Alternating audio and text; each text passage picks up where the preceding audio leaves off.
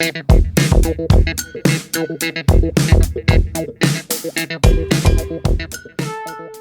guys, what is up? This is Matthew Davis, me once again. Welcome back to another movie review, aka After I Saw. This time it is going to be on Last Breath. This is based on true events about a group of deep-sea divers who are on a task underwater, but one of their teammates accidentally gets separated from the crew. And because of that, he doesn't have that much long until he eventually passes out and dies, as he barely has any oxygen left to survive. And because of that, throughout this hour-and-a-half long journey, we, as the viewer, have to witness this man quite possibly suffocating to death throughout this film.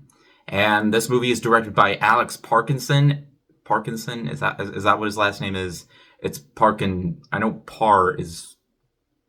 Whatever. This movie is based on true events, and the director actually worked on a documentary involving these true events. So, seeing him make a full-length feature film out of it that actually has, characters that are based off real-life people is truly endearing to see.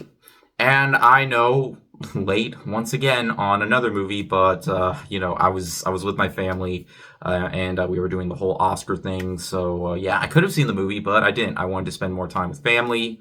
But I heard some pretty decent things about the movie. I honestly didn't know a whole lot. I didn't even know this was based on true events. And after watching the movie, I was certainly glad that I did watch it, because from the looks of it, it looks like it was going to be like another one of those, creature horror movies, like, where someone gets stuck underwater and there's like a creature coming in. Well, guess what? There are no creatures whatsoever hunting down this, this one distressed man.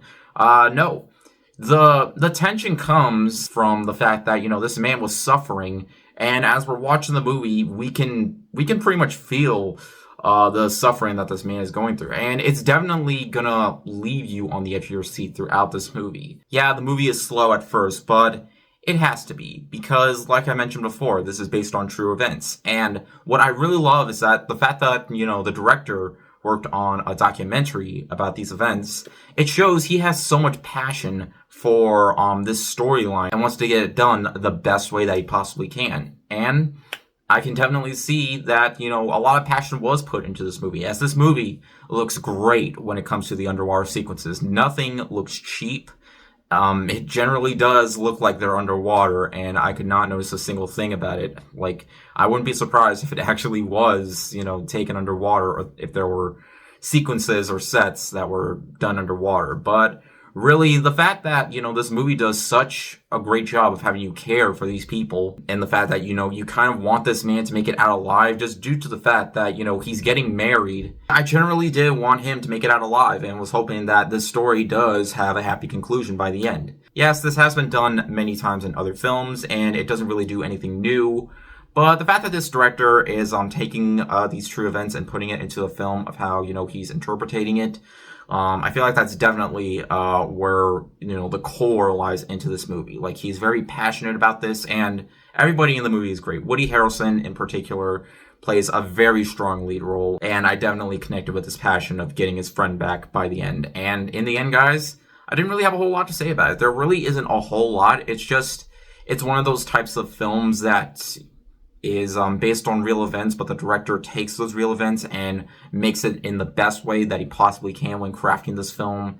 And the way he has crafted it, and making something just very basic and not going in too deep with adding in other sidelines that we need to focus on, because he takes this very seriously, and he doesn't want to make this like a new franchise or anything like that. The director is taking a true story and making it into an hour and 30-minute movie, which I can also say is another plus right there. It doesn't go on way too long, and it gets right to the point. So yeah, I can generally say that I was pleasantly surprised by this film. Didn't really think there would be a whole lot to this movie, but there was. Yeah, I enjoyed it.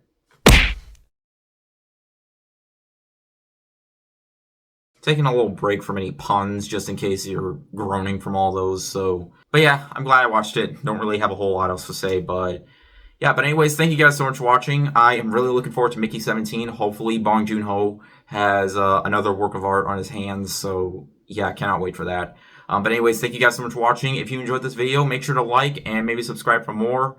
Or if you want to see more of me, you can follow me on Twitter or X or Instagram or Blue Sky. Links are in the description below if you want to check me out there. But anyways, thank you guys so much for watching, and I'll see you guys later. Word out.